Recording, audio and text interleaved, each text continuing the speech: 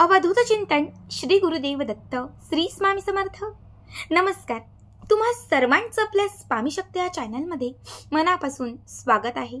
स्वामी तुम्हा सर्वांच्या सर्व इच्छा पूर्ण करोत एवढीच स्वामींच्या चरणी प्रार्थना करते आणि आपल्या आजच्या या नवीन आणि सुंदर व्हिडिओला पुन्हा एकदा नव्याने सुरुवात करते।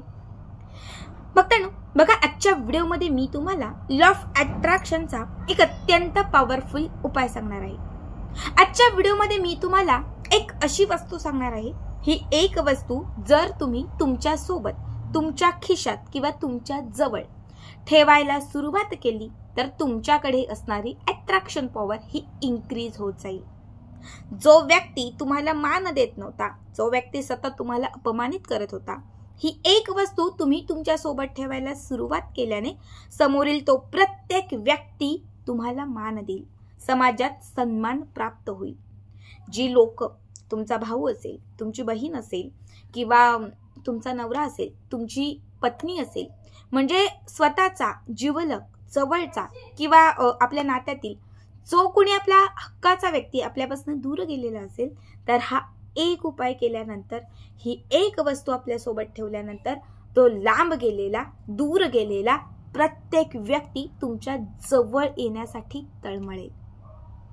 बऱ्याच वेळा आपल्या आयुष्यात असं होतं, पैसा असतो, सगळं काही असतं, पण हक्काची व्यक्ती जवळ नसते। घरामध्ये सुख सोयी सुविधा सगळं काही आहे, पण समाजामध्ये मान नाही। आणि बऱ्याच वेळा जेव्हा आपल्याला मान मिळत नाही, सन्मान मिळत नाही, बऱ्याच वेळा आपल्याच लोकांकडून आपल्याला काही ना काही घालून पाडून ऐकावं लागतं, सतत अपमानित व्हावं लागतं, तेव्हा बऱ्याच वेळा आपल्याला टेन्शन येतं, लोक डिप्रेशनमध्ये जातात। आता आपल्या शेजारचा किंवा आपल्या समोरचा आपलाच एखादा असा मित्र असतो की त्याच्याकडे लोक सल्ला मागायला येतात, लोक त्याची मतं विचारात घ्यायला येतात, मी काय करू, काय नको करू, मी पुढे काय करणार, हे सगळं त्या व्यक्तीला विचारतात। मात्र आपल्याकडे सगळं काही असतं, पैसा, हिसणं सगळं असतं, पण आपल्याला कुणीच विचारत नाही।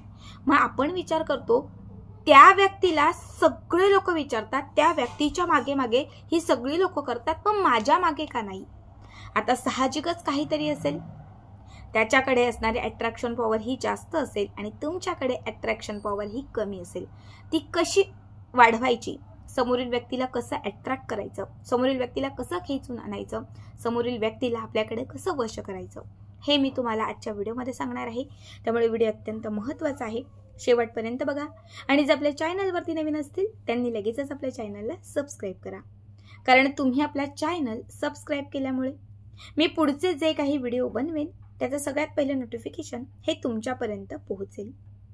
बघा, हा जो उपाय मी आता तुम्हाला सांगणार आहे, हा उपाय आठवड्यातील कुठल्याही एका वारी तुम्हाला करायचा आहे।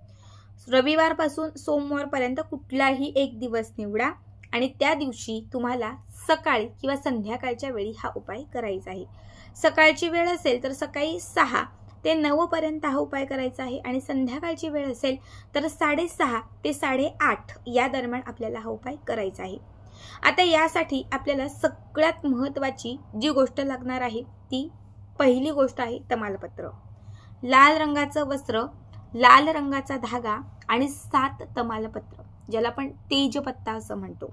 बघा, तमालपत्र जे खड्या मसाल्यातील एक पदार्थ आहे, भाजीमध्ये आपण टाकतो, बऱ्याच वेळा रेमडीजसाठी आपण वापरतो, इच्छा पूर्ण होण्यासाठी, विशेष इच्छा त्या कंप्लीट करण्यासाठी आपण लॉ ऑफ अट्रॅक्शन मध्ये ते वापरतो। तसंच तमालपत्र हे बऱ्याच वेळा आपण माता लक्ष्मीला अर्पण करतो, कारण असे काही खडे मसाले आहेत त्यामध्ये तमाल म्हणजे तेजपत्ता असेल किंवा हिरवी वेलची असेल, लवंग असेल, दालचिनी असेल, याचे जे सुगंध आहेत हे डार्क आहेत, जे खूप जास्त आहेत आणि माता लक्ष्मीला हे सुगंध खूप जास्त प्रिय आहेत। त्यामुळे लक्ष्मीला प्रसन्न करण्यासाठी, घरात पैशांची आवक वाढवण्यासाठी, घरात धन धान्य यांची प्राप्ती करण्यासाठी हे खडे मसाले खरं तर शास्त्रामध्ये खूप सिद्ध मानलेले आहेत। तर यातीलच हे तमालपत्र आपल्याला आज उपायासाठी लागणार आहे। 1 तमालपत्र, 2 तमालपत्र, 3 तमालपत्र, 4 असे 7 तमालपत्र अख्खे व्यवस्थित, कुठेही तुटलेले, चिरलेले, कीड लागलेले, होल पडलेले नसावेत।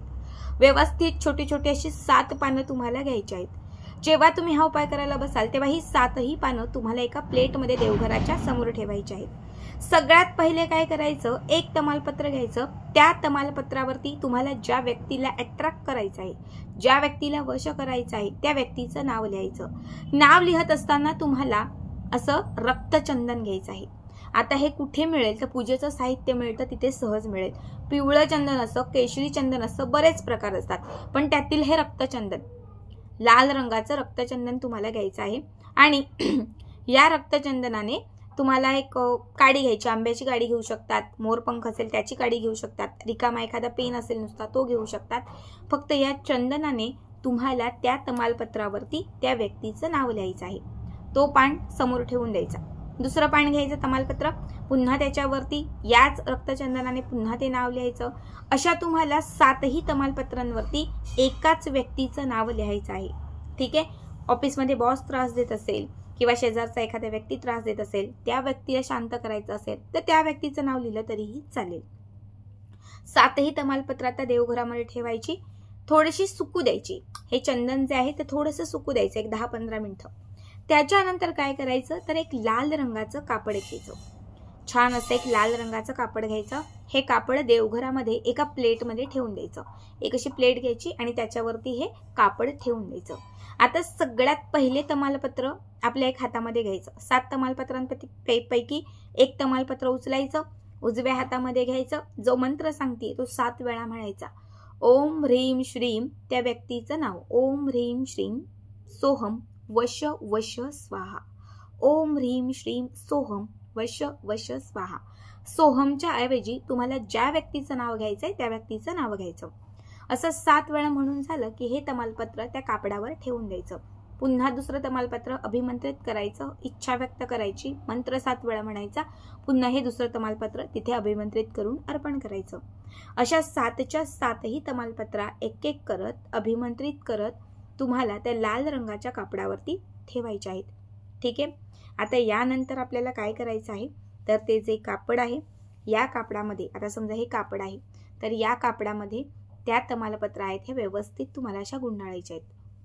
घट्ट बांधू वगैरे नका, कारण त्या तुटू शकतात. म्हणून जशा शक्य होतील तशा अशा थोड्या ॲडजस्ट करा त्याच्यामध्ये कापडामध्ये. आणि त्याच्यानंतर असा लाल रंगाचा एक धागा घ्या. आता लाल रंगाचा धागा 1 किंवा 2 वेळा, जेवढ्या वेळा शक्य होईल तेवढ्या वेळा त्याला असा गुंडाळा आणि गुंडाळून त्याला एक गाठ मारा. ठीक आहे. अशी एक गाठ मारा त्या तमालपत्राच्या त्या कापडाला. आता ही जी पोटली तयार होईल, ज्या दिवसापासून हा उपाय केलाय तर त्या दिवशी म्हणजे त्या दिवसापासून 48 तास ही पोटली आपल्याला गुप्त ठेवायची आहे. कुठेही तुम्ही ठेवू शकता, तिजोरीत ठेवा, कपाटात ठेवा, अशा ठिकाणी जिथे कुणाचीही नजर पडणार नाही. तुम्हाला ही पोटली पूर्णपणे गुप्त ठेवून द्यायची आहे. 48 तास उलटल्यानंतर ही पोटली तिथून तुम्हाला काढायची आहे आणि नंतर ती आपल्याला आपल्या सोबत ठेवायची आहे. जेव्हा त्या व्यक्तीशी बोलाल खिचात ठेवा. जेव्हा तुम्ही ऑफिसला जाल, बॉससाठी हा उपाय केलाय तर तुमच्या बॅगेमध्ये ठेवा. तुम्ही तुमच्या पत्नीसाठी हा उपाय केलाय तुमच्या खिशातच राहू द्या किंवा अगदी तुम्ही हातात ठेवली ती पोटली तरीही चालेल.